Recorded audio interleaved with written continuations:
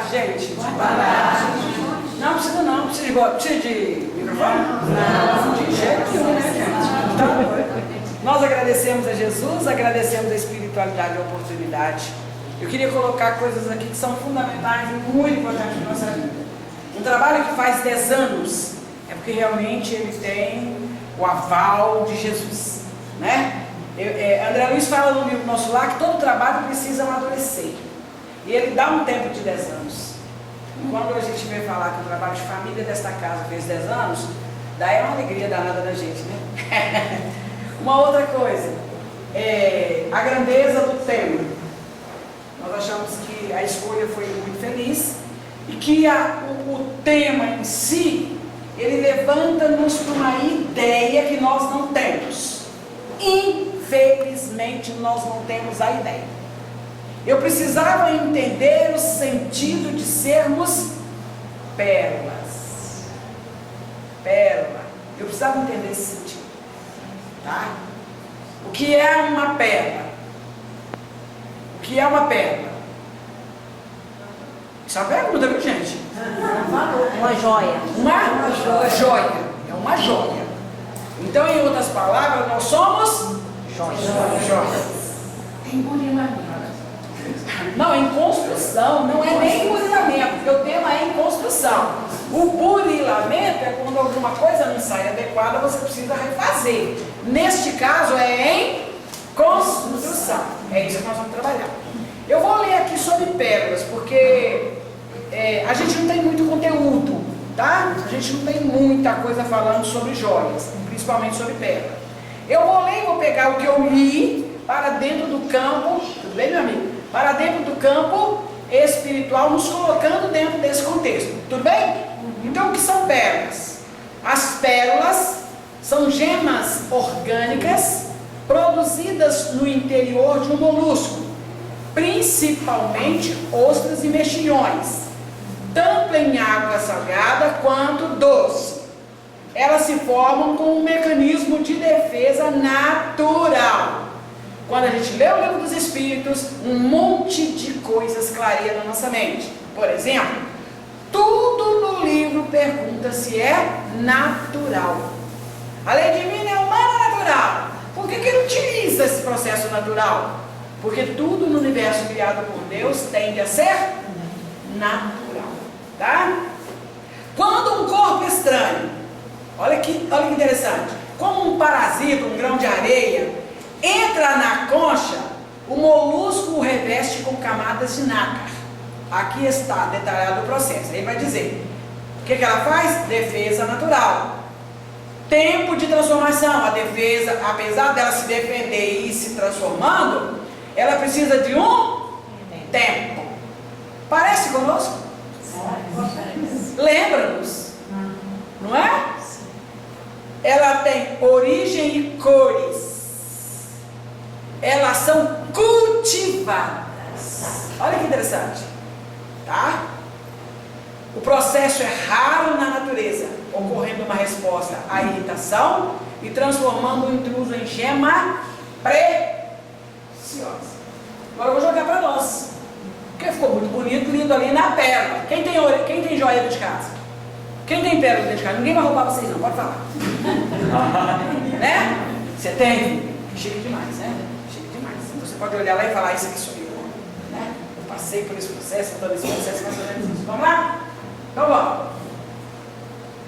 Característica espiritual de uma pérola. Eu li aqui a orgânica. Vamos conhecer a espiritual. Olha que interessante.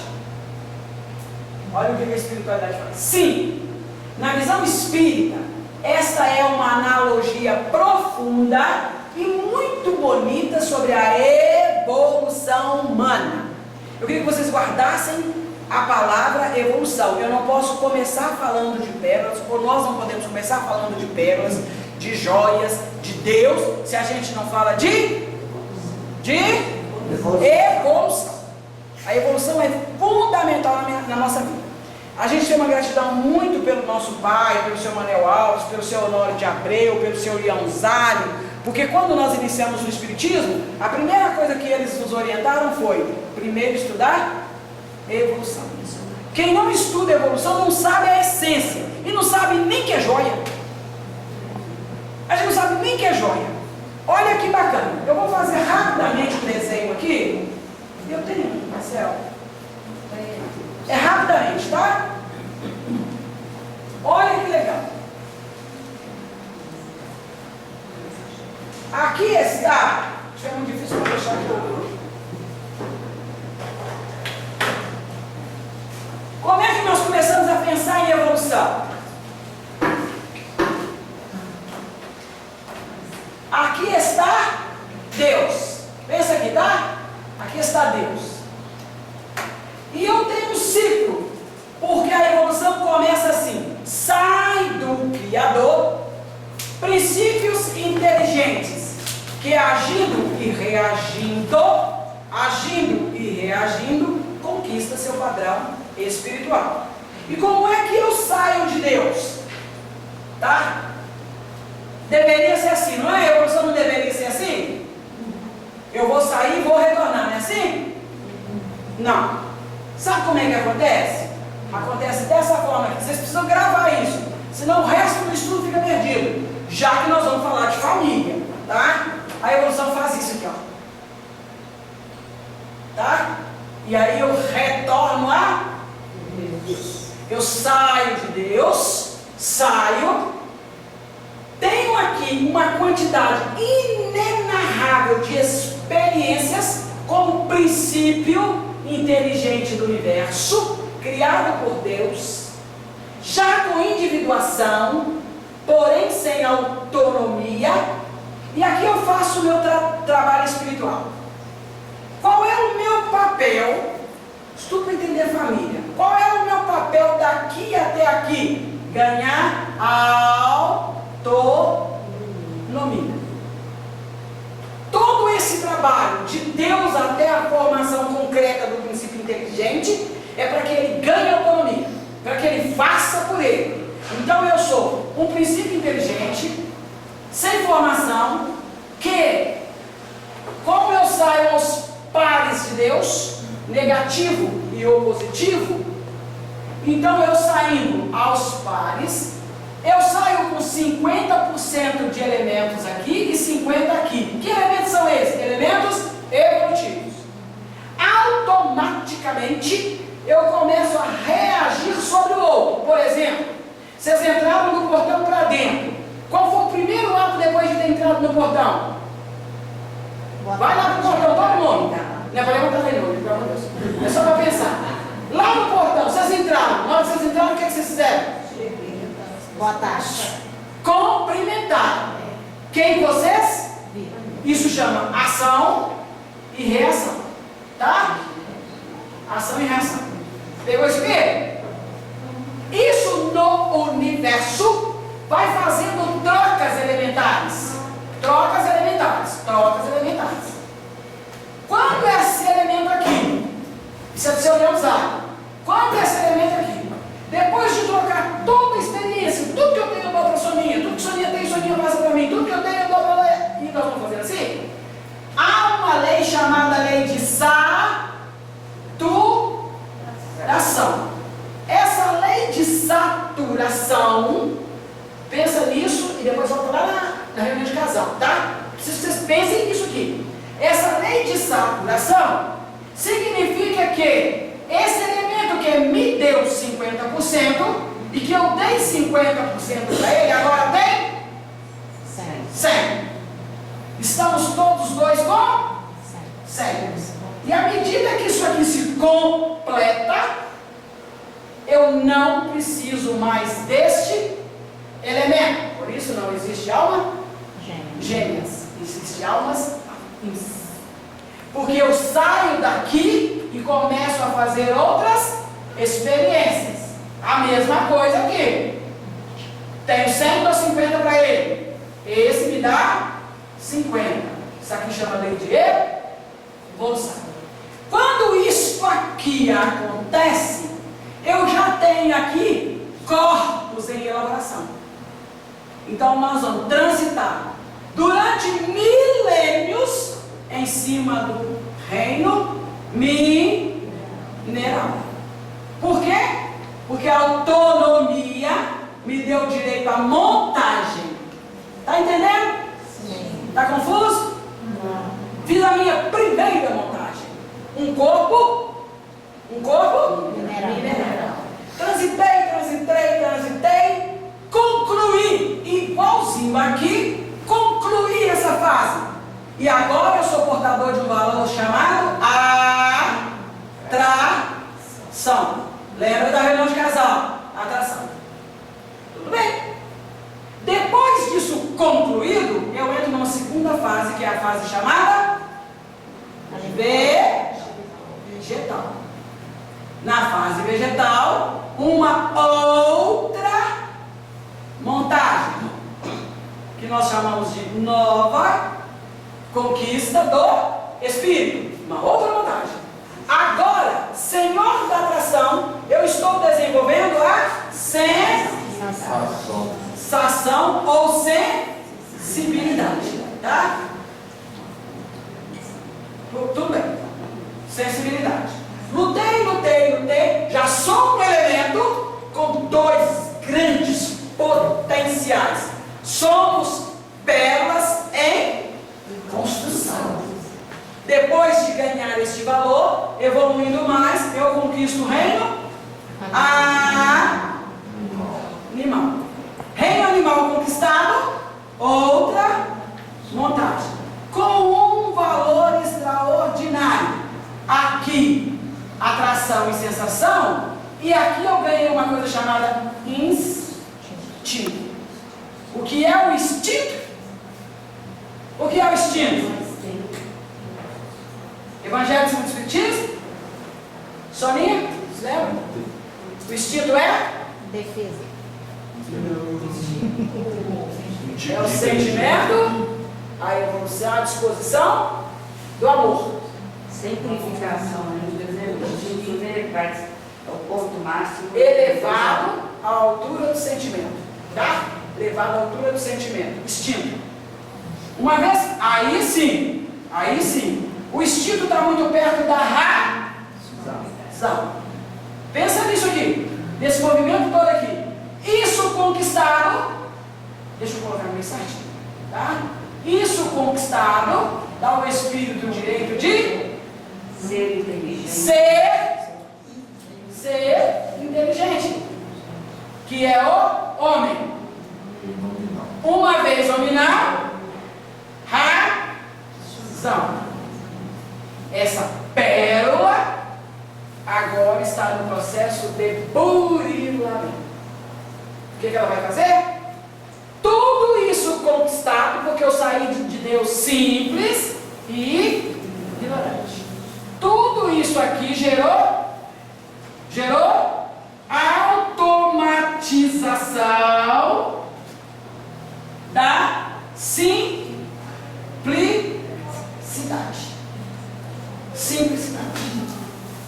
Onde entra o sentimento? Agora, essa automatização da simplicidade vai fazer com que tudo isso seja esquecido para voltarmos a Deus. Da agora para frente, como é que você chama? Eu Washington.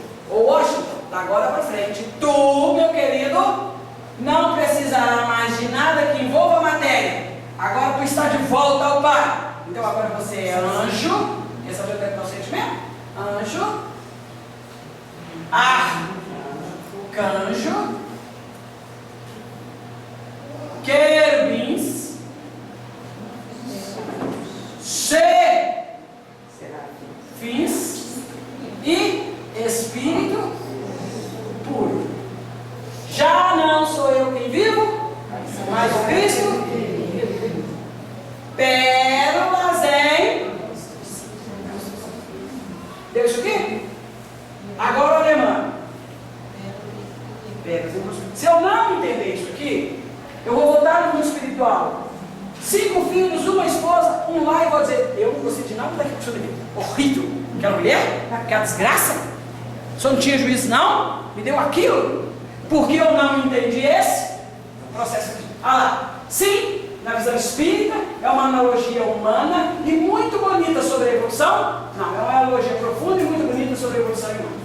A ideia de que somos pérola no contexto espiritual está ligado à superação de dores, ao desenvolvimento moral e à transformação interior, através das reencarnações. Porque aqui a gente já está trabalhando a questão puramente sentimental.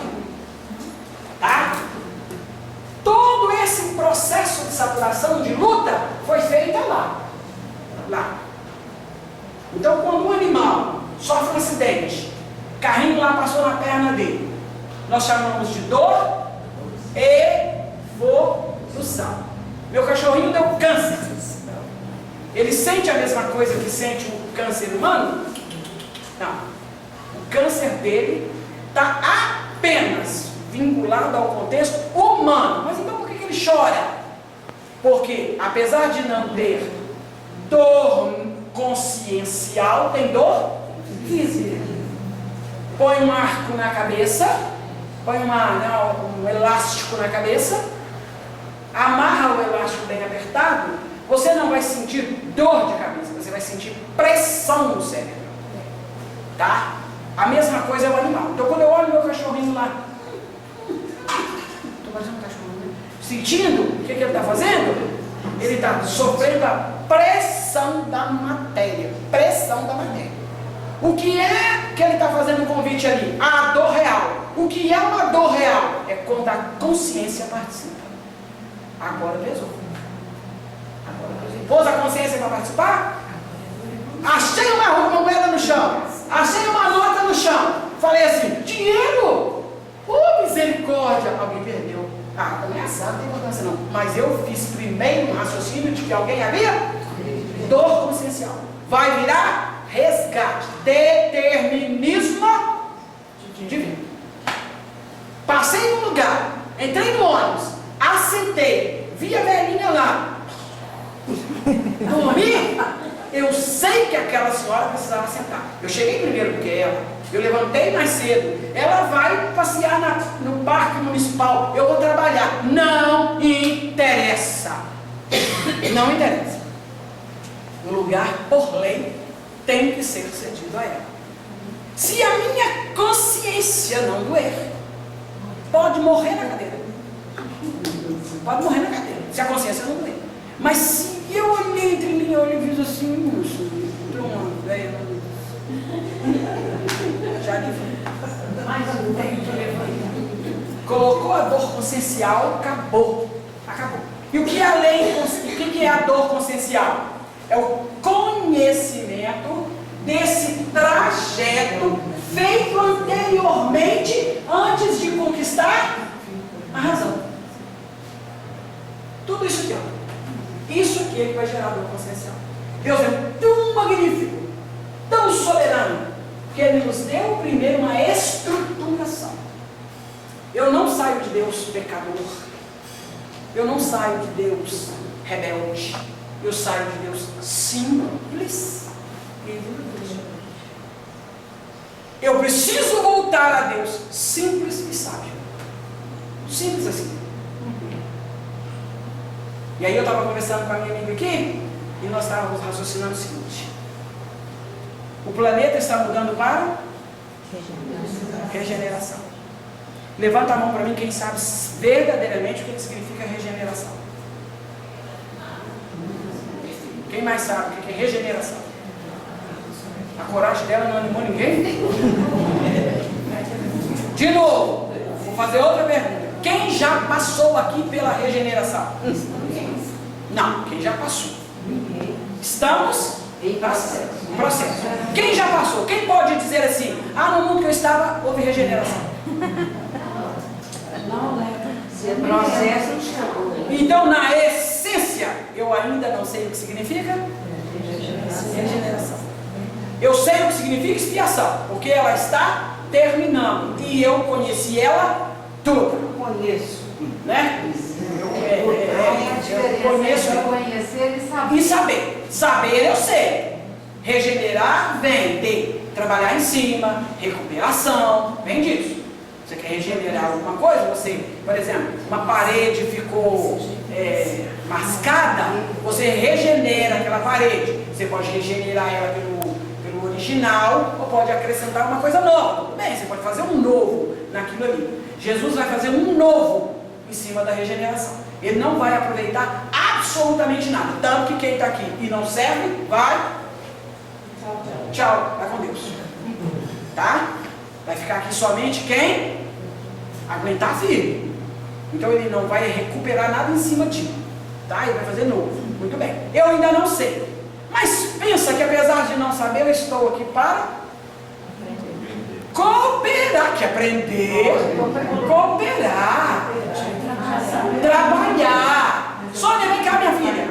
Sônia, você viveu lá na regeneração, na expiação? Me ajuda aqui. Longinos enfiou uma faca em Jesus, matou Jesus, apressou a morte, porque ele esvaziou o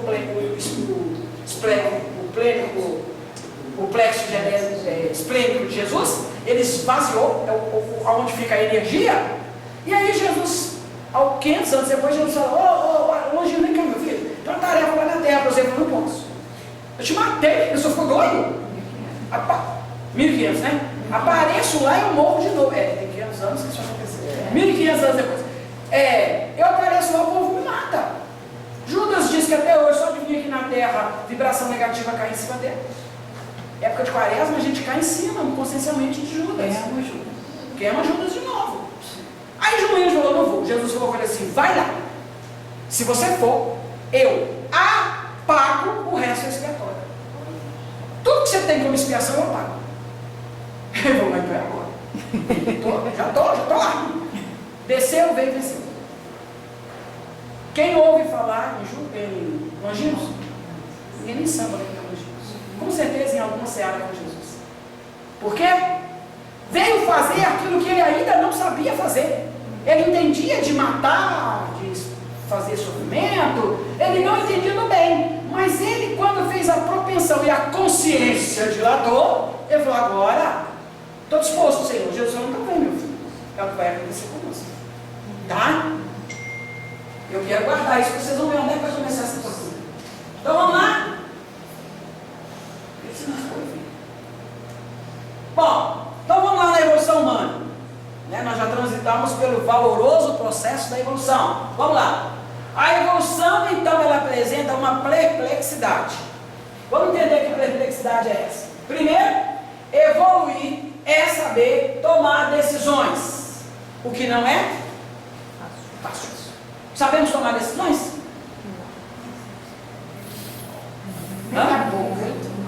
Muito mal. Somos inseguros. Somos extremamente inseguros. Eu não sei tomar decisão. Em absolutamente nada na vida. Eu estou em aprendizagem constante. Então eu tomo um lar, e eu tenho que tomar uma decisão entre permanecer com aquela criatura ou não. Aí eu entro em sofrimento. Não gosto dele mais. Quando eu casei eu gostava, agora eu não gosto mais. Eu fico ou não fico? Aí eu começo a apelar para Deus. Ó Senhor, eu fico ou não fico só? O que eu faço? O senhor quer matar ele? Eu tenho uma amiga que ela fez pressa para ele dar morrer. Ele é tão difícil que ela fez pressa para ele morrer. E ela falou, fiz uma pressa até bonitinha. Senhor, ele está sofrendo tanto, só podia levá-lo. Para evitar danos para ele, coitadinho. Aí eu comecei a rir no telefone, fui rindo. E ela, por que você está rindo? A peça era para cair? Hã? A peça era para cair? Não, pode ser. Eles estão rindo, não estou rindo, não, eu estou sofrendo mesmo. Então nós não sabemos tomar decisões. E nada na vida, infelizmente. Tá? Então uma das grandes complexidades da vida é tomar decisões. Eu nunca tomo uma decisão que ela vem com clareza. Eu quero um emprego novo. O emprego novo quer dizer que eu vou ganhar mais. Mas em contraposição, eu vou trabalhar mais também. Eu vou trabalhar mais. Tem mais responsabilidade. Vou ter mais responsabilidade. Será que vai compensar? Entrei em dúvida. Será que vai compensar? Eu quero engravidar. Estou doida com um bebê. Eu só tenho 28 anos. Agora vai deformar meu corpo, eu quero esquisito, né, meu Deus? Eu tô doido com bebê. O que eu faço? O menino tá lá esperando para saber se ele nasce ou não. Enquanto eu penso, eu tiro dúvidas com o universo, o neném tá lá, mãe, resolve aí, filho. Lembra de Segismundo? Anda logo aí, filho, o tempo está passando, regeneração está chegando. Nós estamos nessa dicotomia. Não sei tomar decisões. Estou com um filho que é um verdadeiro marginal dentro de casa. Põe ele no presídio, põe ele no hospital psiquiátrico, fico com ele dentro de casa. Aí eu preciso apelar para o universo. Eu preciso apelar para o universo. O problema da razão é esse grande detalhe. Porque a razão te convida a pensar. O processo da razão é pensar. Lembra da ostra? Da pérola? Uai, por fim você tem que fazer com que o processo seja inteligente.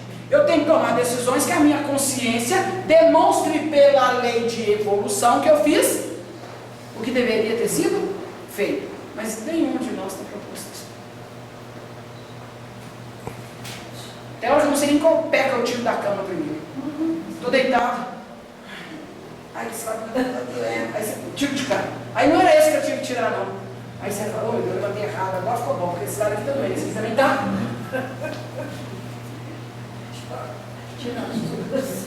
Se tirar as duas, cai da cama. Entendeu? Então nós somos assim. Mas olha, processo evolutivo. As leis de Deus existem? Verdadeiramente? Tem alguma coisa na lei de Deus que eu não saiba? Presta atenção na pergunta. Tem alguma coisa na lei de Deus que eu não saiba? Eu vou perguntar de novo. Tem alguma coisa na lei de Deus que eu não saiba? Não. Tem, gente. Claro que tem. Tudo. Tá? Mas a lei de Deus tem alguma falta? Não. Então elas existem. Eu tenho certeza disso, não tem? Eu nasci, eu posso não saber a procedência exata, a forma exata, mas eu estou aqui. E isso é lei de Deus. Vamos lá? O que acontece à medida que obedecemos estas leis? Nós nos conectamos com Deus. Eu não sei todas, eu não sei quais. Mas quando eu obedeço uma, eu me conecto com Deus. Essa conexão com Deus é o que vai fazer com que eu acerte. Legal. Deu na prática. Pensa na família, continua na família, não sai não. Tá? Então eu me conecto com Deus. Há neste momento de conexão com Deus, entre eu e Deus, há uma comunhão. Deus está precisando falar comigo, olha, com atenção. Não consegue porque não há conexão. E aí na hora que há conexão, gera entre eu e ele uma comunhão. Olha que bacana. O que é essa comunhão? É uma relação de profundidade, com toda uma característica de fidelidade. Então, antes de reencarnarmos, eu estava no mundo espiritual. No mundo espiritual, estava lá filhos, maridos, né? Vários. O que o mundo espiritual ficou? Misericórdia. É muito barulho da gravação. Pode deixar. Mas esse aqui pode deixar continuar. Não, muito barulho que eu faço. Você tem que estar assim, né? Pode ligar, não, só sobre isso mesmo. Faz parte da evolução. Show. Vamos até ouvir o que você. Tudo bem, mas tudo bem. Aqui, vamos lá, voltando. Voltando na comunhão. Comunhar com Deus, que aí vai ficar melhor. Nós vamos passar desse período, tá? Então, o que acontece? No momento que eu sou convidado a escolher uma pessoa para viver comigo, raciocina, gente. Deus me concede a bênção para o meu processo evolutivo de conviver com uma pessoa durante 35 anos. Nesse momento que há a concessão de Deus eu fiz uma comunhão, houve obediência a estas leis. Havendo obediência a estas leis, eu fiz com Deus uma relação de profundidade. Deus confiou em mim e eu agora confio nele. Pensem no privilégio de estar encarnado com um lar com 3, 4 filhos. Pense nisso como um privilégio, como uma autorização, como uma obediência às leis de Deus. Ele me confiou 3 filhos, uma esposa e um marido. Estamos falando de lá. Pensa nisso. Ele me confiou. E me confiando, nós fizemos um pacto de fidelidade. Então a comunhão nada mais é do que a fidelidade a Deus. Olha que legal.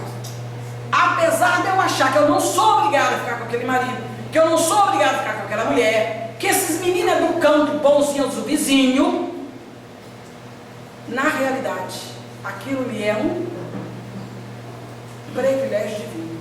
Sônia, você tem condição, você tem competência, você tem capacidade de exercer uma tarefa com 2, 3, 4 espíritos que eu criei no universo. Assuma essa responsabilidade para mim, filha. Hã? E aí eu paro para pensar, sabe quem? Minha mãe. 24. Nossa. Não tem de nossa, não, que nossa. Eu faço parte de 24, minha filha. Se eu pensar assim, eu sou uma do mundo espiritual. E o meu pai, 30. Porque depois meu pai casou de novo e teve mais 6 filhos.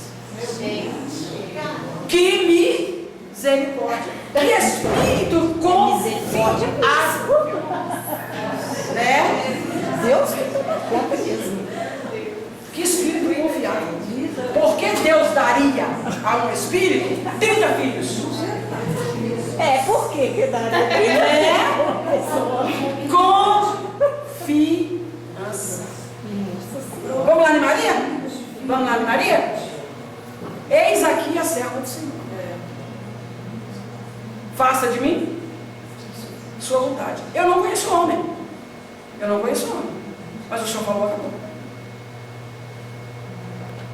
Hã?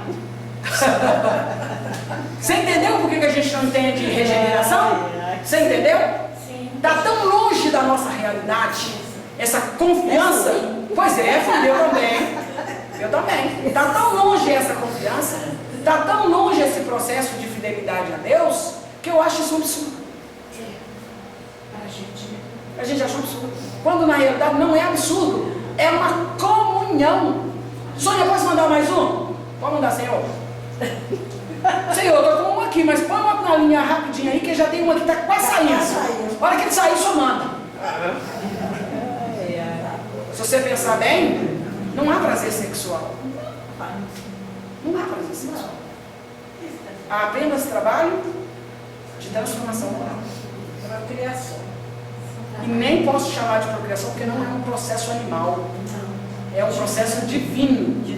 É muito pouco. Olha, qualquer palavra que a gente utilizar agora, ela é pouca. Porque eu tenho esse quadro que ela falou aqui. Infelizmente eu tenho esse quadro aí, que absurdo. Não pode. Por quê?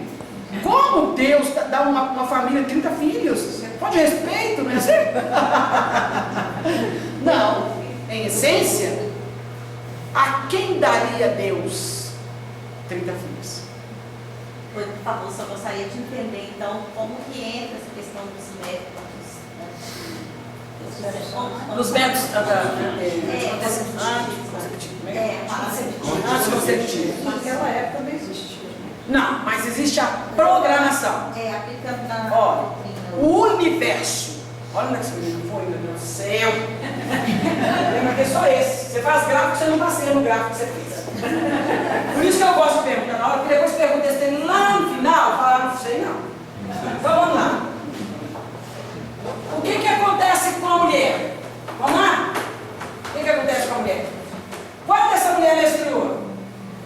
Uma vez por mês. Quando essa mulher menstrua? A idade? Qual a idade? 12, 13, 14 anos. 9. 13, 14. Não, vai na lei. Vai na lei absoluta. Ou na lei absoluta. Ou na lei relativa. Você anteceder o processo, isso não tem nada a ver com Deus. Então, por exemplo, você pegar um jovem de 12 anos, você pegar um adolescente de 12 anos, não é adolescência, é pré-adolescência. Na lei divina, mas está todo mundo tratando como adolescência. Isso é nosso, não é de Deus.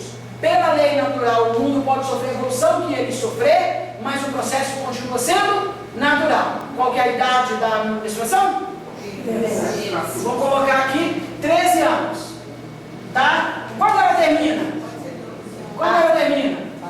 Varia também. Uma mulher que tem hábitos alimentares sadios, uma mulher que tem sexualidade ativa, porém sadia, 50 anos. Dá para ela ter 30 filhos nesse período aqui? Tem várias. Chamamos de processo natural. Como muitas vezes o universo conspira a nosso favor, muitas vezes, para que a educação não sofra danos, e por causa do processo natural evolutivo, o Criador coloca alguns recursos, tá? Para socorrer o casal. Então você utiliza lá, por exemplo, um anticonceptivo.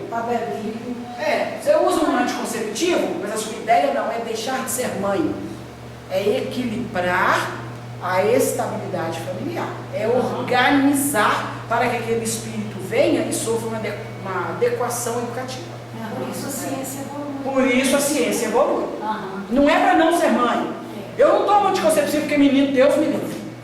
2 está de bom tamanho. Não, eu tomo porque, por lei, é conveniente que eu pense naquele espírito que está encarnado e do processo educacional que ele necessita. Educação que Hã? você pensa na educação que você vai ter. Que você está dando, né? Às vezes você reencarna um espírito muito inferior, ele precisa de um tempo educativo. Você não percebe isso depois, você percebe isso na gestação. Não dá para você imaginar assim, esse espírito meu aqui, um dia ele vai ser um espírito leviano. Você não vai pensar nisso depois. Você pensa enquanto gestação. Que espírito será este? E ele vai apresentando as características dele enquanto seu ventre, enquanto plano espiritual. Eu reencarno, o pai de Segismundo sabia que Segismundo era difícil, era um assassino. Ele sabia. Por isso, toda vez que Segismundo aproximava, ele fugia. Tá? Só que são sabedorias que a gente não se atém. Eu não me preocupo com isso. Eu não estou ligado a isso. Quando eu começar a pensar no processo reencarnatório ou no processo espiritual como real, tudo isso vai entrar na minha inspiração divina. Eu vou começar a pensar por que ter filhos, quando ter filhos, como é que educa um filho, né? Por que casar, qual é a finalidade do marido dentro de casa, qual é a finalidade da esposa, o que é que eu devo a esse marido, o que é que eu devo a essa esposa. A coisa é muito intrínseca, a coisa é muito íntima, não dá para ser assim, entendeu? A gente está falando aqui da pérola para a gente ver essa construção e a gente se sentir mesmo em construção. Eu não estou pronto, eu sou uma joia, mas eu não estou pronto.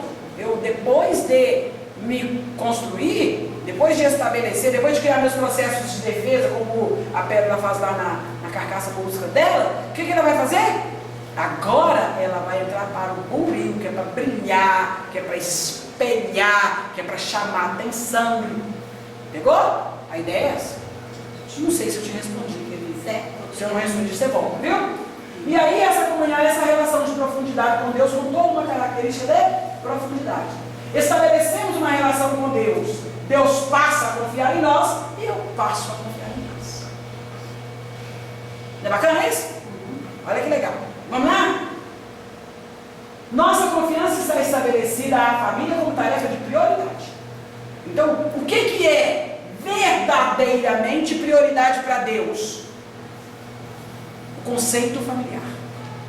Tanto que ele vem como pai, Jesus vem como irmão, para estabelecer uma linha de família. Deu? Tranquilo?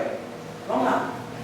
Qual é o processo de transformação? Vamos pensar então nesse processo de transformação. Vocês se lembram lá do capítulo anterior, né? Não, vamos lá. Né? Evolução, superação das dores, transformação interior. Guardem isso, nós vamos precisar disso aqui, tá? E aí, ó, qual que é o processo de transformação? Vamos lá.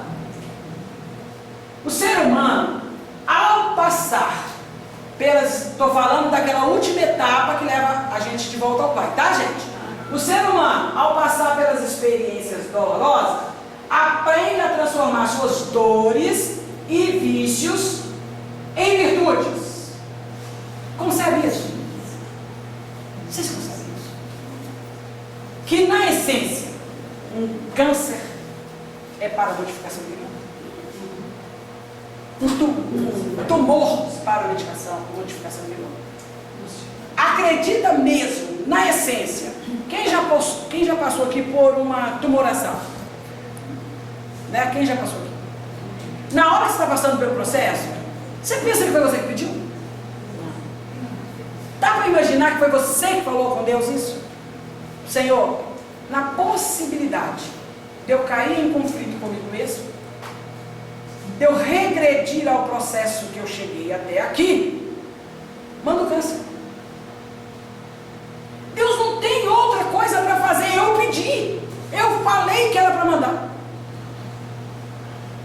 Aí ele está me vendo ali, tem um abismo, eu estou indo em direção ao abismo, o que ele faz? Dá o câncer. Sou obrigado a parar. Eu sou obrigado a parar. Pedido meu, eu pedi. E na hora que eu estou lá com o câncer, eu acho que todo mundo é feliz, só eu que sou uma desgraça. Só eu que sou desgraçado da família. Tem gente na minha família que não vale nada, podia estar passando por isso aí, ó, eu estou passando. Não é assim? É isso que ele está tentando dizer aqui, ó. Então, como é que isso acontece? Aí nós vamos pensar. Se o processo é pedido por mim, a paciência, a resignação e o amor vai fazer o que? Construir a própria pérola interior ao longo do tempo. Lembra que ela precisa de tempo? Então, se isto é comigo, é possível viver sem dor? Não. Definitivamente ninguém vive sem. Então, qual é o problema? Em nosso planeta. Em nosso planeta. E a nossa condição. Não é? E a nossa condição evolutiva. Então, qual é o problema? Por que eu reclamo? Por que eu estou achando ruim? Eu não sei da lei. Hã? Eu não sei das leis. Não é, filha? Acho que é aquele processo da comunhão que se falou. A ausência desta A comunhão. gente não está junto com Deus, às vezes a gente está contra Ele. E contra ele. Bate com Ele. Perfeitamente, é isso aí. De repente eu começo a trabalhar contra o pai. Quem está trabalhando? A meu favor. Há esforço sem sacrifício? Não. Nós temos uma evangelização, pedimos os meninos para carregar água. Enchemos uns baldinhos lá. Pequenininho. Aí todo mundo carregou o baldinho, bonitinho, tirei foto, coisa mais maravilhosa. E o balde foi aumentando. Entendeu? Aí vinha menino que, de repente, um cai dentro do balde. Estava tão pesado que ele escorregou e caiu dentro do balde. A minha casa ficou uma felicidade, você precisa ver. Porque ele fez aquela lambança, né, foi uma dinâmica. E aí eu falei com eles, existe sacrifício, esforço sem sacrifício? Não. O que você conseguiu trazer de água até aqui? Entornou tudo no meio do caminho. Assim é um processo político. Assim somos nós. Quando eu busquei meu marido na zona umbralina, eu garanti a Jesus que nós seríamos uma família? Vocês não têm nem coragem de falar, né? Eu vou repetir. Quando eu busquei meu marido ou a minha esposa na zona umbralina, eu garanti a Jesus que seríamos uma família? Mas olha esse homem que começou o feriado sexta-feira. Olha o short dessa criatura. Está andando sozinho, não tomou banho até agora. Ele está fazendo, como é que chama o negócio? É Netflix? É Maratona. Maratonando, ele não sai da cama. Se você olhar debaixo do sofá, está cheio de copo. Pipoca o sofá todo. Aí você olha e fala, eu não acredito nisso. Olha isso aí. Olha o que o senhor me falou. Mas não foi isso que eu falei com Jesus. Eu falei que a gente ia aguentar firme. Que eu cataria as pipocas caídas no chão, no tapete da sala. Olha lá, menino. Ai, ai, né? Né, filho? Você acredita, em particular, só nós, não dá pra pichar, só eu e ela. Você acredita que você falou com Deus? Senhor, eu até levo ele, mas se cair pipoca eu não cago, não. Você falou isso com Deus? Assim, olhando nos olhos de Deus. Você acha que Deus te autorizaria vibratoriamente você falar com Deus assim, eu até faço, mas se cair pipoca eu não tenho? Você não falaria, sabe por quê? A autoridade divina não nos dá esse tipo. O amor de Deus não nos dá esse tipo. Então, eu falei com Jesus que eu catava tudo, eu não deixava uma. E eu não falaria nada com ele. Tem mais essa, tá? Mas eu não sabia que era todo dia. Eu não sabia que era todo dia. Tinha que catar. Mas você acha que existe luta de semana? Luta de mês? Entendeu? A luta é uma constância. Ela é diária. Por isso as vitórias. Tá? A tragédia da falta de sentido. É isso que tem acontecido conosco. Na realidade, eu não sinto. Então o outro tem que viver para mim, eu não tenho que viver para ele. Ele faz para mim, eu não faço para ele. O problema não é meu, o problema é dele. Pegou a ideia? Tudo isso pesa na listagem. Quais são as marcas da sabedoria? Então, o que eu tenho esquecido? Eu tenho esquecido das experiências. Eu preciso me apoiar nas experiências. Aqui que nós chamamos de cabelinho branco, né? Eu olhei na foto que ela fizeram de abertura, eu tinha vergonha de aparecer no. Né? Tudo com a mesma cara. Então o que a gente precisa apoiar? Nas experiências. Fulano sabe mais do que eu vou perguntar para ele. Nosso irmão maior é? Jesus. Quantas vezes eu pergunto a Jesus se aquela atitude minha está certa? Estou com vontade de matar um filho de pancada pelas coisas que ele fez comigo. Pergunta a Jesus se essa seria a ideia ideal. Mas pergunta mesmo, Senhor, olha o que eu estou vivendo. Eu queria te perguntar, está certo isso? O senhor acha que qual atitude que eu tenho que tomar? Acredita que Jesus não te responderia? Se você perguntar, ele vai te responder. Qual atitude melhor eu tomar? Porque antes de você tomar uma atitude, ele vai tomar uma atitude que antecede para aliviar a dor que você está com. Seja na educação do filho, seja na educação do lar, seja na educação de um neto, seja na educação. Por isso, muitas vezes você precisa nunca responder na hora. Falei com a minha filha mais velha assim. Quando a Sofia chegar, eu vou conversar com ela. Minha neta mais nova. Vou conversar com ela. Mas eu vou. Aí, eu achei que eu estava muito assim, cheia de verdade. Entendeu? Eu falei, isso vai dar ruim. Não vai prestar.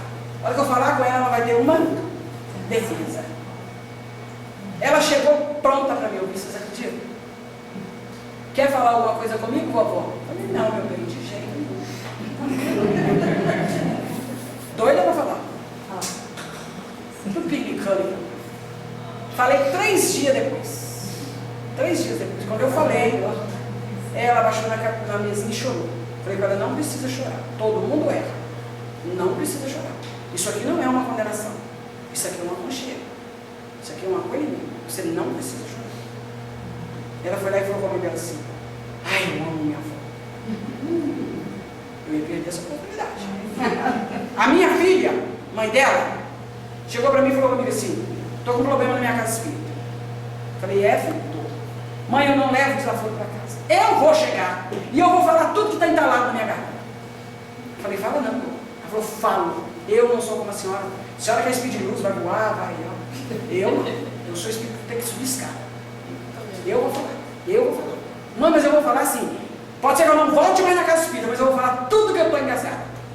Ela estava saindo e eu falei assim, olha para a mamãe. Pensa 2 vezes. Fala não. A coisa mais bacana é estar certo e todo mundo achar que está errado. Coisa mais legal. Deixa o tempo atuar. Ela falou no portão comigo assim, a senhora vai ver. Só vai ter notícias de mim. É notícia. Aí, ela chegou no centro. Quando ela abriu a porta do centro, pessoa que ela queria falar estava sentada no salão e sozinha. Ela falou comigo assim, ela falou assim, mãe, não vou falar. Falei, por quê? Porque tá fácil demais. Tá fácil demais. Tirou uma foto e falou, olha aqui. Só na rixa sem falar. Ai, eu sou idiota. Eu falei, então vamos fazer uma prece juntas. Foi o seu mentor que te apoiou. Não, mas foi a senhora mesmo. Eu falei, não, foi o seu mentor. Foi o seu mentor. Então às vezes a gente precisa pensar naqueles que estão junto conosco. Nossos pais, nossos avós, nossos dirigentes de casas espíritas. Pensar naqueles que estão na nossa frente e que vêm acertando até aqui. Um dia eu fui fazer uma palestra numa casa espírita e o companheiro falou assim: vai ser uma honra, uma alegria, pela primeira vez nessa casa, receber a nossa companheira Sônia. Eu falei, nunca mais você diga isso. Nunca mais. A alegria e honra é para aqueles que fundaram essa casa. A casa faz 70 anos. E a honra de eu ter entrado, eu devia ter entrado era de joelho, arrastando. Filho, quem fundou esta casa é que tem a experiência e a maturidade suficiente para receber uma frase dessa. Eu nunca mais se diga isso. Porque essa é a verdade, tá? Qual o perigo dessa sociedade hedonista? Gente, pelo amor de Deus, raciocinemos. É tudo muito rápido. Só que na lei natural das coisas, as coisas não precisam ser rápidas. Eu não preciso fazer nada rápido porque o mundo está fazendo. Eu não. Eu vou continuar fazendo as minhas coisas no tempo delas, no meu tempo. Ah, mas aí eu vou ficar atrasado. Não vou, eu não vou ficar atrasado. Pessoas vão ficar mais adiantadas do que eu, claro. Mas vão precisar voltar e refazer. E refazer. Quem fez curso de datilografia sabe disso. É isso? Pois é. Você mexe no teclado de um computador? Às vezes. Pois é.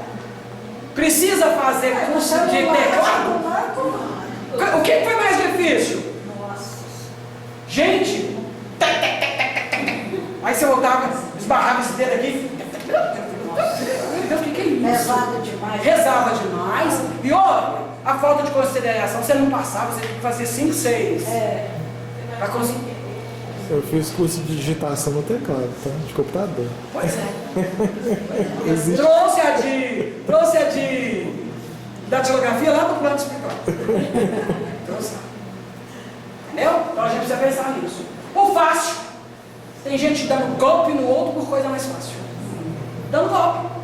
Atrás de coisa mais fácil. O mais fácil vai fazer com que no futuro se torne difícil. Se eu acredito nas leis de Deus, vai ficar mais difícil depois. Tá? O comum e o barato. Comum. Todo mundo faz, o que eu posso fazer? Sou espírita, conheço doutrina espírita, sei da lei de causa e efeito, mas está todo mundo fazendo. Então vai, o que é isso? Deus não vai criticar por causa disso, não. Minha presidente faz. Eu fiz uma palestra falando sobre carnaval. Quando eu acabei, o presidente da casa levantou e falou assim: nossa irmã está completamente enganada. O carnaval é uma bênção de Deus. É o descanso e a alegria do homem. E para ele era mesmo. Para ele. Não, falei, nunca mais fiz palestra não, ele me chamou. Qual é o resultado do relaxamento divino então? Lembra? Estou lá no processo começado e vamos lá. Qual é o relaxamento? Nossa maior desdita família. Aonde que está o relaxamento do espírito? Na vulgarização da família, no descaso, no desprezo. O que você pode fazer para ensinar seu jovem? O que você pode fazer? Como é que você orienta seu jovem a sexualidade? Como é que você faz isso? Precisamos ter raciocínio. A desdita familiar mais nos atrapalha. Por quê? Diante desses conflitos que nós estamos vivendo dentro da família, vem a desvontade de viver. Por quê? Minha vizinha parece feliz. Minha amiga no Facebook, gente, nossa, que delícia. Ela está na praia agora, nesse carnaval, está na praia. Ela comeu um camarão desse tamanho assim, ela postou o camarão descendo na boca dela.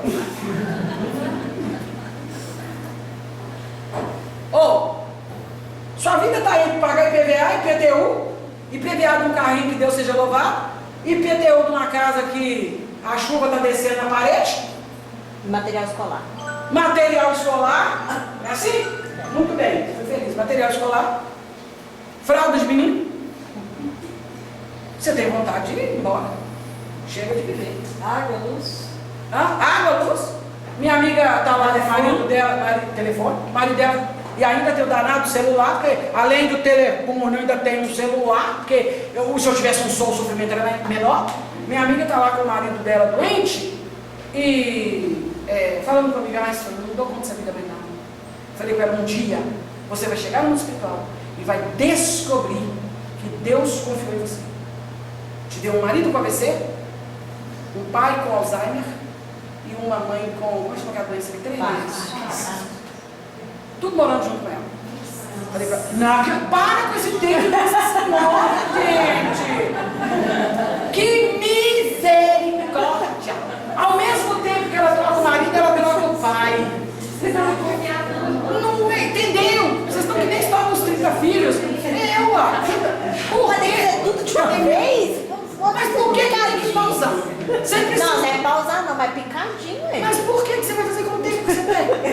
Você recebe misericórdia de viver 70 anos, você ainda quer que pausa? Você ainda quer que divide? Divide. Você conhece dívida parcelada? Meu amor! Se você vai lá, compra uma geladeira e paga ela à vista, você paga 8 mil reais numa geladeira, 4 mil, 5 mil numa geladeira. Se você parcela, você paga 15. Não, hoje tem as 10 vezes sem juros no cartão. Engana.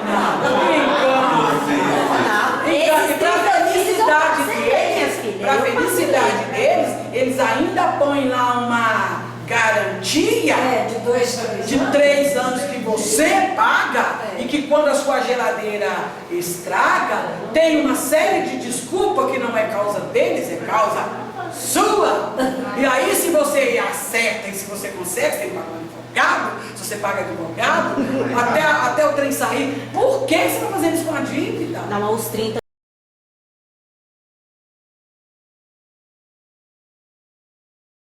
Ela dá cada respiro profundo, tadinha, né? Tô quase carregando ela. Aqui, sério, abri a porta da casa e dizer assim, entrei no meu lado. Eu viajei com a minha filha, vamos passear. Eu quase, não é? Primeira frase, cheguei. Nossa, saudade da minha casa. Lavar, passar e cozinhar. Não estava mais aguentando. Todo mundo fazendo pra mim, eu senti vontade de fazer por mim mesmo. Delícia. Entrei na minha casa, foi muito bom, depois disso lá. Muito obrigada. Aí, as doenças psíquicas, porque aí, à medida que eu vou fechando o ciclo de desinteresse, eu vou sofrendo as doenças psíquicas. Estamos todos doentes. Somos a sociedade da analgésica. Todo mundo toma um remédio. Todo mundo precisa ter um, né? Sociedade da analgésica. Estou pensando nisso muito carinho, tá, gente? Os processos obsessivos, né? Que surge. Está dentro de casa, o filho com obsessão, o marido com obsessão, a mulher com obsessão. Aí você vai na casa espírita, você pede a Jesus para ajudar, eles ficam pior ainda. Porque você passou a rezar, os obsessores saíram, e agora você está lidando só com o obsidiado, né? E o obsidiado é pior que os obsessores. O obsidiado é pior que o obsessor. Aí você passa a lidar literalmente com ele. Exigente, extravagante. Nossa, ficou mais difícil. As viciações de potencial agressivo. Você começa a encontrar dentro da sua casa. Toda vez que gera essa desdita familiar, eu vou encontrar isso aqui dentro da minha casa. As viciações de potencial agressivo, a droga, a bebida. Não tem nada mais desagradável para a gente que está liderando as questões espirituais, está nesse processo regenerativo e encontra o vício dentro de casa. Vício que às vezes você não pode tirar, porque você precisa respeitar o espaço do outro. Né? Minha esposa deve, minha esposa gosta da farra. Um amigo nosso ligou para a gente ano passado e falou: Lúcio, gosta da minha esposa para mim? E ela está levando as nossas filhas para. Como chama esse negócio de limite, carnaval? Os bloquinhos, começa com ela para mim. Mas por quê? O que você quer que eu fale com ela? Eu queria que ela não levasse. Por que você não diz?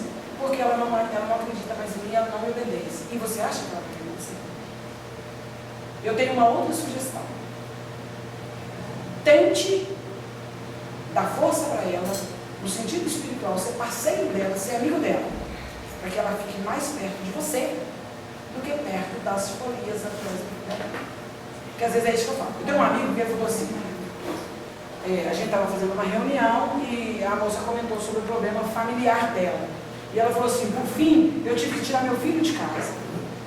Ele estava caladinho, ele levantou e falou assim, você sabia de uma coisa? Filhos, a gente empurra para dentro.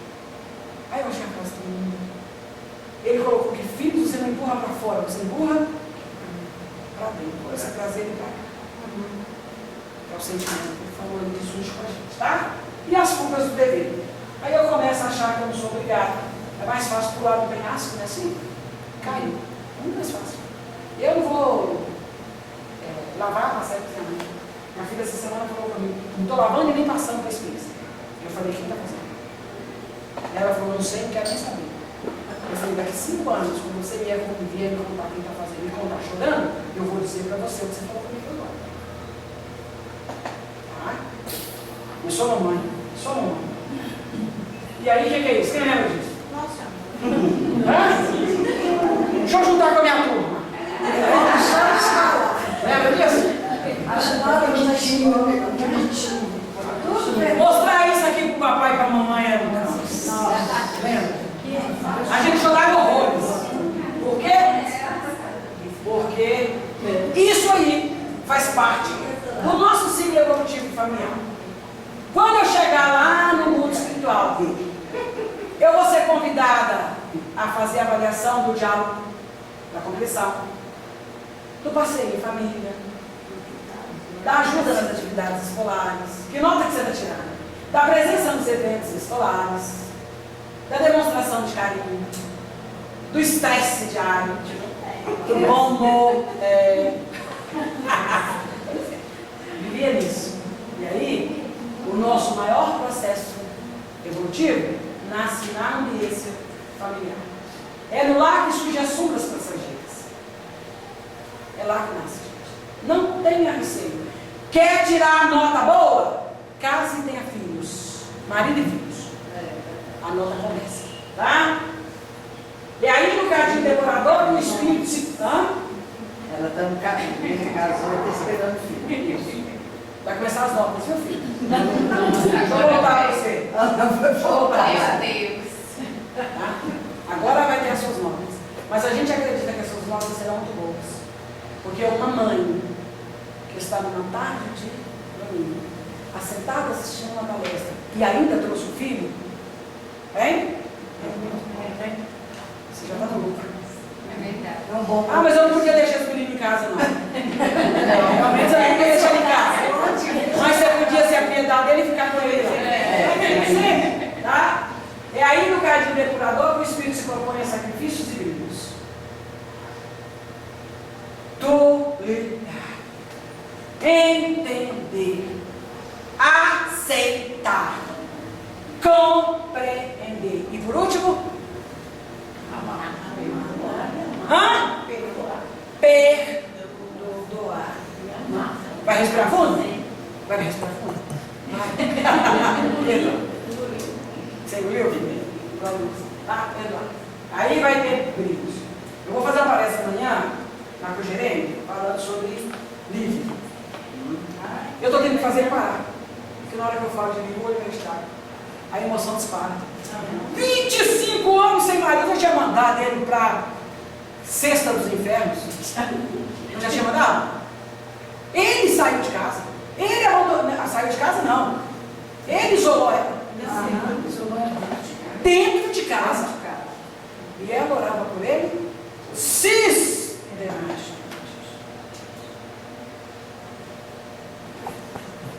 Cadê a respiração?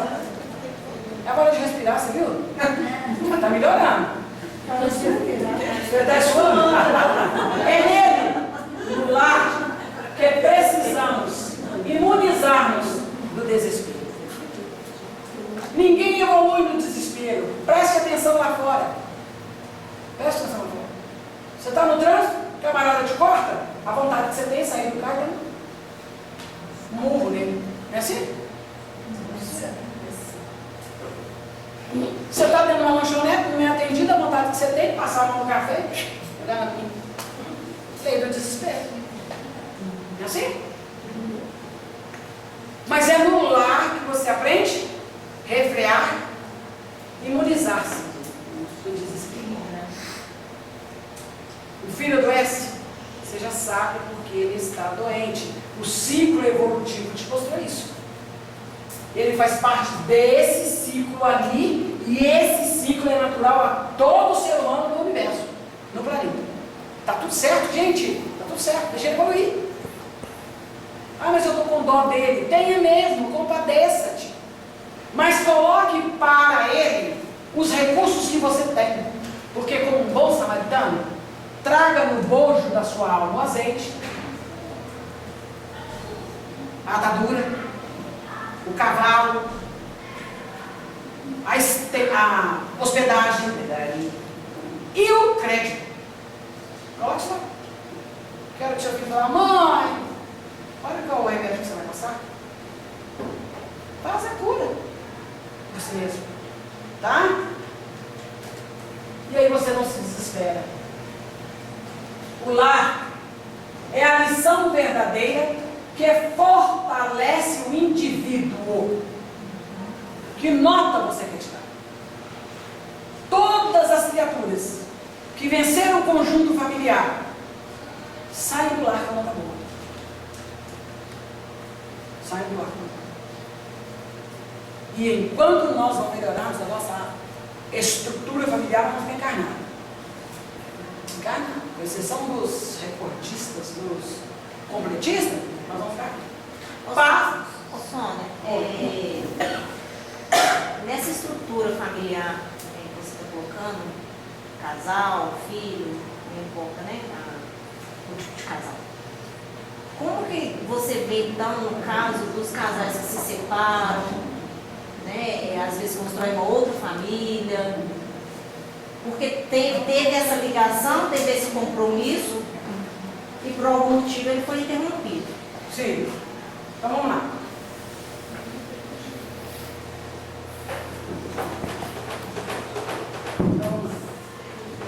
Formei uma família. Tá? Formei uma família. A relação homem e mulher não deu.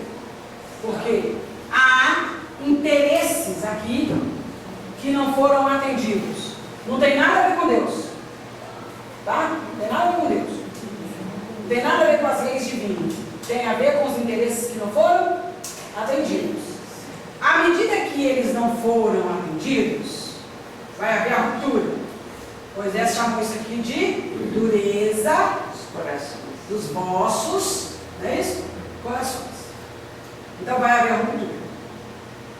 O que eu posso fazer? Não misturar relação marido e mulher com relação pai e mãe. Estes elementos aqui, que não tem nada a ver com o fato dos meus caprichos não serem atendidos, não podem sofrer as consequências. Se eu mantiver a estruturação deles, e aqui eu buscar outros interesses aqui, mas sem lesar esses dois elementos aqui, vai haver atenuantes na lei. Entendeu? Vai haver atenuantes na lei. Às vezes nem precisam voltar. Se a relação pai e mãe foi tão digna que não desestruturou os 2, 3, 4, 5 filhos, mas houve construção de outros valores aqui com relação ao marido e mulher, está tudo certo. Sabe por quê? Porque esse homem, essa mulher aqui, que separou, vai fazer o vínculo com outro parceiro, ou parceiro, não tem importância, com outro elemento. O que vai mudar disso aqui para cá? Nada. Sabe por quê? A ignorância de lidar com esse homem aqui, não é ele que é ignorante, é ela que é ignorante. Vai continuar. Ele, ao separar dela porque ela é difícil, ele é que é o difícil.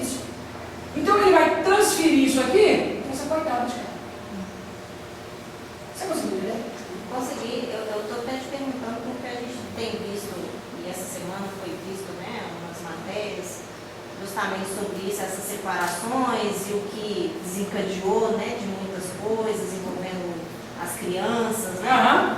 Então, aí eu fiquei pensando nessa estrutura familiar que foi desmoronada, né? Por um ato, por uma reação. Essa é a minha amiga. Não, mas não olha o comportamento humano, não. Olha o comportamento divino. O comportamento lei. Quando eu me separo e me vinculo a uma outra pessoa, eu me separei por quê? Porque eu achava fulano ignorante. Ele não era ignorante, eu sou ignorante. Por isso que eu achei nele. O defeito está em mim. Eu peguei a minha ignorância e fiz isso aqui agora. Vou trabalhar a minha ignorância aqui. A minha parceira ou o parceiro vai fazer a mesma coisa lá.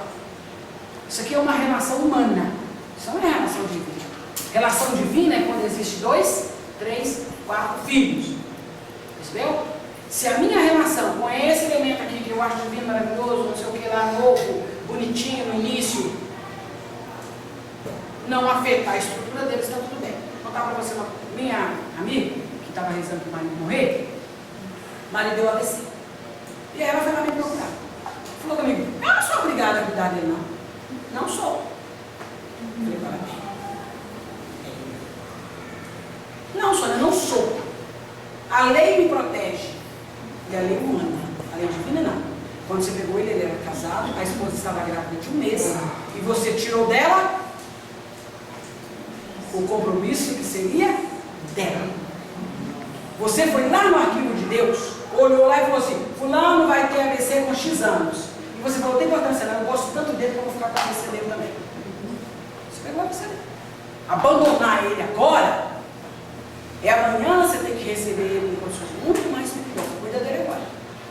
Agora você vai cuidar dele como se você fosse verdadeiramente a esposa. Agora você tem que proteger. Porque você tirou do casal um compromisso que era do casal. Ao se vincular com ele, você tirou esse compromisso. E ele também.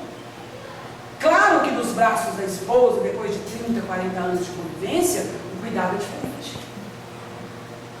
Para quem assumiu e entrou na linha conjugal, o cuidado é outro. Você está sempre em busca da aventura.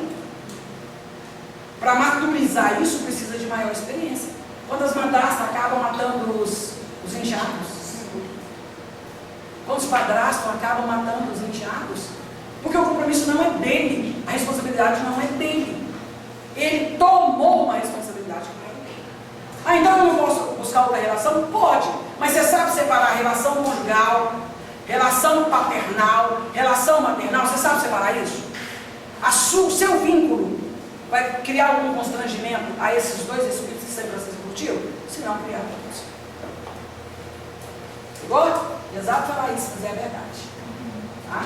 Hoje a gente vê esse monte de complicação, mas é isso mesmo. E aí ele vai sugerir a paciência, lembra lá do capítulo? O que é a paciência? Pensa nisso com bastante carinho, aleluia. Né? Olha, e aí a proposta é lidando com as joias de Deus. Filhos são joias de Deus. O que dói mais? Abandonar um sacrifício pedido por nós mesmos, como sem querer ela, como é que ela sem querer ela, né? Ou deixar nas margens da vida uma pérola de nome filho, esposa, lar, que estava confiada a Deus por nós. Só vão entender isso quando chegar na mão espiritual. Ah lá, você abandonou seu filho, tadinho. Oh, meu Deus. Isso. Por causa dos sentimentos pessoais. Então, às vezes você vê um coração desse sofrendo, esperando no universo alguma coisa, esperando uma resposta de Deus. Aí a gente precisa repensar, tá? Estou andando mais depressa que já está na hora. E aí entra o processo de resignação, que é a competência emocional chamada de chave libertadora. Essa chave libertadora é o que vincula a gente da condição de anjo, arcanjo, querubins, serafins e espíritos puros, tá? Qual que é? A competência emocional surge da competência emocional. A competência emocional sugere a empatia como princípio norteador. É um espírito que eu odeio dos dois inimigos, mas Deus é tão generoso que obstrui as sensações desse espírito, coloca ele numa condição de incompetência total, põe ele dentro de você E eu te pergunto, quanto de amor tem? Nossa. Não é? Muito amor. Innecessário. Você não sabia que era capaz de amar. Nem você não sabia disso. Na hora que você pensa assim, meu Deus do céu, coisa mais sublime. Né? Tem uma outra grade, não. Sabe? Deve ser desencarnado. Né? Deve ser desencarnado plantando a coisa. E a ausência da empatia dificulta ações e preceitos mínimos e básicos, tais. Cuidado. Olha, por isso que eu não posso perder a empatia. Por isso que ela tem que chegar e falar, oi filho, como é que você está? Você gostou da palestra, meu filho? Você escutou? Você viu o quanto a mamãe te ama? Sabe por quê? O ouvido desse espírito está escuta, se complementa, se satisfaz por ela. Tudo que ela falar ou sentir, ele ou ela sente. Então, a ausência de empatia vai tirar processos básicos, naturais. Na gestação de Deus para comigo, esses meses aqui, esse tempo aqui, é chamado de gestação natural. Então Deus, né, me manteve ali em processo de acolhimento, de tratamento, de cuidado. Toda vez que não há empatia, o que há? Né? O que eu falto? Com cuidado, atenção, educação, diálogo, doação. E isso vai gerar sofrimento de convivência. Depois que o espírito sai, você começa a ter conflito. Como você pode ter amado tanto no ventre, e depois que você tira de dentro de você, você começa a sentir coisas assim estranhas. Por fim, então, por que isso então? Como buscar a resignação? Temos sentido medo de sermos cancelados nos cuidados do mundo. Cuidado para a gente não ficar com tanta vontade de parecer ou de aparecer no mundo, que a gente tenha mais medo de não pertencer ao mundo. Por isso mesmo, ficamos embrutecidos com os nossos familiares, especificamente, né? Excesso de autoridade, envolvemos com relações danosas, destruidoras da autoestima alheia. O homem olha a mulher, olha lá o heterofilista, né? O cara da educação da ginástica, né? Todo cheio de tanquinho, né? O marido está lá cheio de tanquinho, ele é uma massinha inchada, né? Você olha aquilo lá, olha o outro tanquinho lá, você fala, Deus, é louvado, né?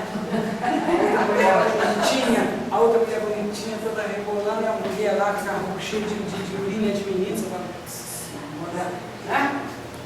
Mas aí fica tirando da gente o quê? O zelo dentro.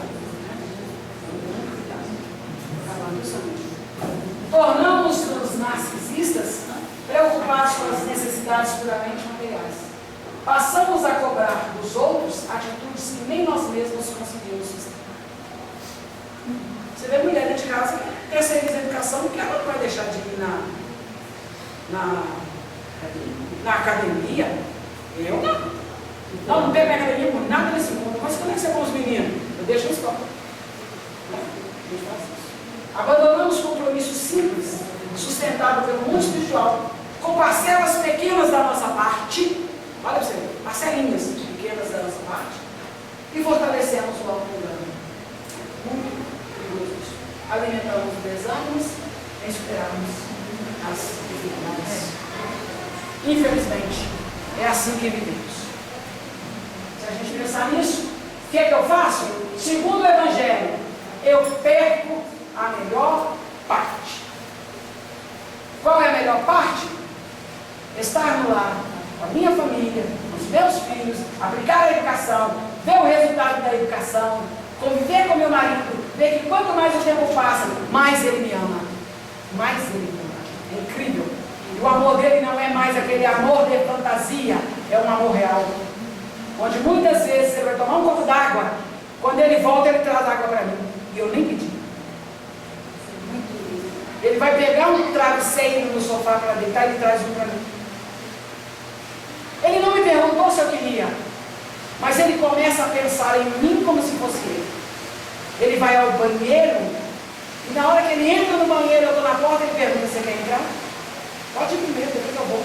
Eu nem estava pensando em ir no banheiro. Ele vai alimentar e ele está lá na lanchonete e ele traz da lanchonete o salgado para mim. Eu nem gosto daquele tipo de salgado. Eu sou obrigada a comer o salgado porque eu não quero decepcionar. É um amor real. Tá? Quando Marta sabia que Jesus ia chegar na casa, começou a limpar, a arrumar, preparar refeições, ela estava errada? Não. Vou visitar vocês ou vocês vão receber uma visita, o que a gente pensa em fazer? Mais do que isso, fazer um lanchinho. Né? Sônia vai lá na minha casa fazer um lanchinho para ela. Ah, que legal, hein? Aí chega lá, a outra pessoa não jogou em nada. Muito pelo contrário, na hora que eu chego: ah, Sônia, que legal, senta no sofá, nós vamos conversar. Qual o sentimento que tem aquela outra pessoa? Então Marta não estava errada. Mas parar tudo e dar atenção especial àquele coração querido, no caso de Jesus, estava errado? Então Marta escolheu, Maria escolheu a melhor parte. Quando eu busco a minha família como prioridade, eu escolhi a melhor parte. E aí eu vou correr. Tá? O amor resume toda a doutrina de Jesus, porque é o sentimento por excelência. E os sentimentos são os instintos elevados ao Deus do progresso. No seu ponto de partida, o homem só tem instinto. Mais avançados e corrompidos, só tem sensação. Mais instruído e purificado, tem sentimentos. E o amor é o requinte do sentimento. Como eu sou pérola, o amor é o requinte do sentimento. Tá bom? Não volta. Somos pérolas em redes. Por que eu coloquei Jesus jogando fora, jogando no chão? Para que dali nasça a nossa própria construção. Ele não vai fazer por nós. Eu já sou uma pérola. Porque eu sou filho de Deus, eu sou filho da perfeição.